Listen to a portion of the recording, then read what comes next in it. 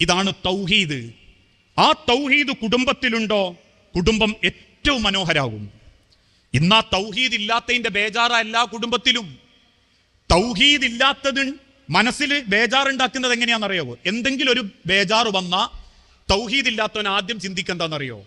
പൊരക്കെന്തോ പ്രശ്നമുണ്ട്, കണ്ണിമൂലയിൽ കിണറുണ്ടായിട്ടുണ്ടോ ബാത്റൂം ഉണ്ടായതോ ആയിരിക്കും.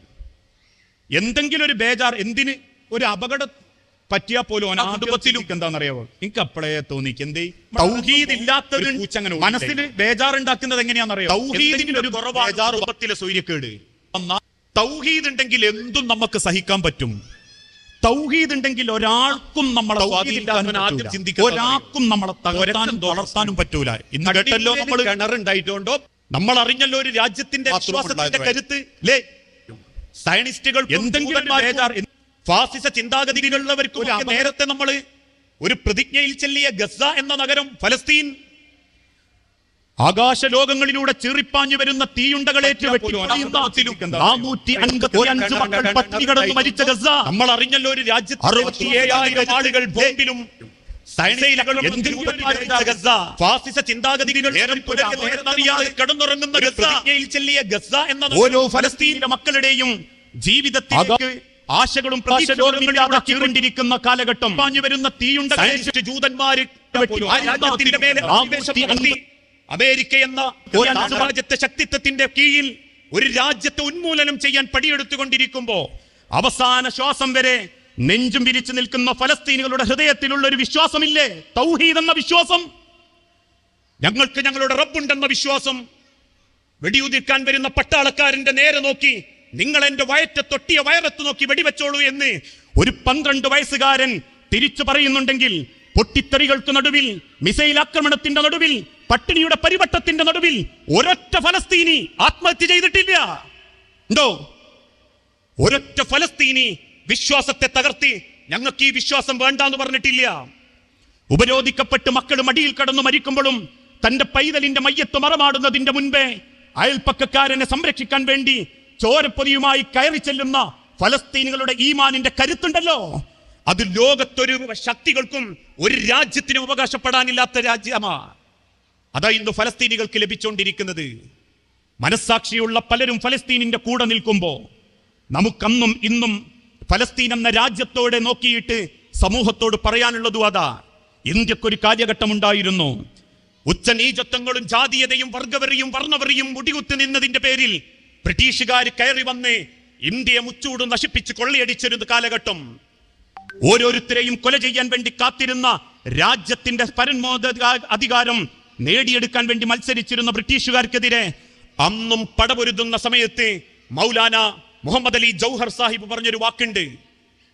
ലണ്ടനിലെ വട്ടമേശ സമ്മേളനത്തിൽ നൂറുകണക്കിന് രാജ്യങ്ങളുടെ നേതാക്കന്മാർ ഒരുമിച്ചിരിക്കുമ്പോ അന്ന് ആ ലണ്ടനിലെ രാജ്യങ്ങളുടെ തലവന്മാർക്ക് നടുവിൽ നിന്ന് എഴുന്നേറ്റ് നിന്ന് ഇന്ത്യ മഹാരാജ്യത്തിന്റെ സ്വാതന്ത്ര്യത്തിന് വേണ്ടി, ഈ രാജ്യത്തിന്റെ സമാധാനത്തിന് വേണ്ടി മൗലാന ജൗഹർ അലി അന്ന് അവിടെ വെച്ച് പ്രഖ്യാപിച്ചൊരു വാക്കുണ്ട്. ലോകരാഷ്ട്ര തലവന്മാരെ, നിങ്ങൾ എന്റെ രാജ്യത്തിന്, ഇന്ത്യ എന്ന രാജ്യത്തിന് സ്വാതന്ത്ര്യം തരൂ, അല്ലെങ്കിൽ ഈ ജൗഹറിനെ അടക്കാനുള്ള 6 അടി മണ്ണ് തരൂ. ആ വാക്കുകൾ കടമെടുത്തുകൊണ്ട് ഇന്ന് ഫലസ്തീനിനെ കുറ്റം പറയുന്ന, ഇസ്രായേലിയരെ ഭരണത്തിന് വേണ്ടി ചുക്കാൻ പിടിക്കുന്ന ഇന്ത്യ മഹാരാജ്യത്തെ ലോക ഭരണകൂടത്തിനോടും അന്നത്തെ ജൗഹർ അലിയുടെ വാക്കുകൾ കടമെടുത്തൊരു മുസൽമാന് പറയാൻ സാധിക്കും, ഫലസ്തീൻ മക്കൾക്കുള്ളതാ. ഇന്ന് നിങ്ങൾ കൊന്നു തള്ളുന്ന ഗസയിലെ ചെറുപ്പങ്ങൾ, ഇന്ന് നിങ്ങൾ പട്ടിണിക്കിടുന്ന ഗസയിലെ മക്കൾ, ഒരു നേരത്തെ ഭക്ഷണം കിട്ടാതെ മണലുകൾ വാരിത്തുന്നുന്ന, ഉമ്മയുടെ ശരീരം കടിച്ചു തിന്നേണ്ടി വരുന്ന, വായിലൂടെ തുപ്പലുകൾ മാത്രം മക്കളുടെ വായിലേക്ക് തുപ്പിക്കൊടുക്കുന്ന ഗസയിലെ ഉമ്മമാരും ഗസയിലെ മക്കളും ചിരിക്കുന്ന ഒരു ദിനം വരാനുണ്ട്. ആ വിശ്വാസമാണ് ഒരു വിശ്വാസിയുടെ ഹൃദയത്തിന്റെ ഏറ്റവും വലിയ പ്രാർത്ഥന. ആ കരുത്ത് നമുക്ക് കിട്ടുന്നത് തൗഹീദ് ഉണ്ടാകുമ്പോഴാ. അത് കുടുംബത്തിലുണ്ടാവണം. അത് കുടുംബത്തിലുണ്ടാവുമ്പോഴേ കുടുംബം പോലും നമുക്ക് മനോഹരാക്കാൻ പറ്റൂ. ഇന്ന് വിശ്വാസം തകർന്നപ്പോ അതേപോലെ കുടുംബവും തകരാൻ തുടങ്ങി.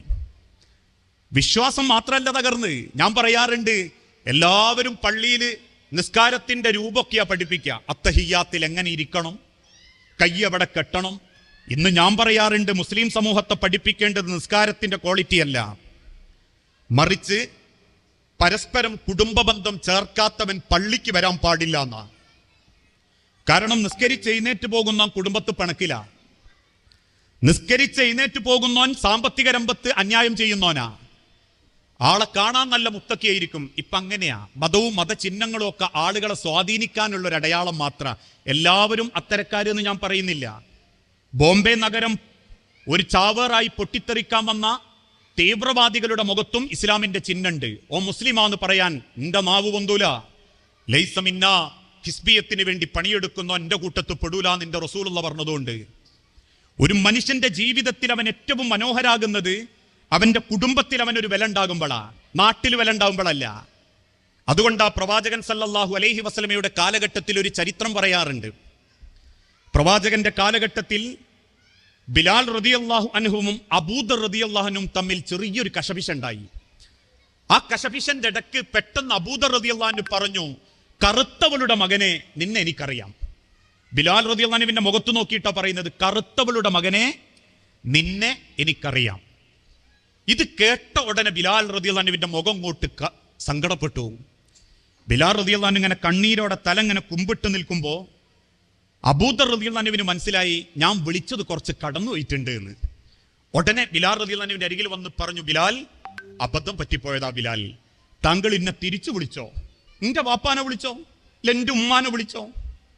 ബിലാൽ റളിയല്ലാഹു അൻഹു പുഞ്ചിരിയോടെ പറഞ്ഞു, ഇല്ല അബൂദറേ, ഞാൻ അള്ളാഹുവിന് വേണ്ടി താങ്കളെ സ്നേഹിക്കുന്നു, റബ്ബിന് വേണ്ടി ഞാൻ നിങ്ങളെ സ്നേഹിക്കുന്നുണ്ട്. ബിലാൽ റളിയല്ലാഹു അൻഹു അങ്ങ് നടന്നു പോകും. അബൂദർ റളിയല്ലാഹു അൻഹുവിന് അത് മതിയാവൂല. സങ്കടം കൊണ്ട് വിങ്ങിപ്പൊട്ടി പ്രവാചകന്റെ അരികിൽ ചെന്നിട്ട് അബൂദർ റളിയല്ലാഹു അൻഹു പറയും, റസൂലേ, എനിക്കൊരു അബദ്ധം പറ്റിപ്പോയിട്ടുണ്ട്. ഞാൻ ബിലാലിന്റെ മുഖത്തേക്ക് നോക്കി അബദ്ധവശാൽ ഇങ്ങനെ വിളിച്ചു. അതുകൊണ്ട് റസൂലേ, ഞാൻ എൻ്റെ ഇടത്തെ കവിള് മണ്ണിൽ ഇങ്ങനെ ചെരിച്ചു വെക്കാം. ബിലാലിനോട് നിങ്ങൾ കൽപ്പിക്കണം, ബിലാലിന്റെ ആ കറുത്ത കാലുകൊണ്ട് എൻ്റെ കവിള് നോക്കി ചവിട്ടാൻ പറയണം.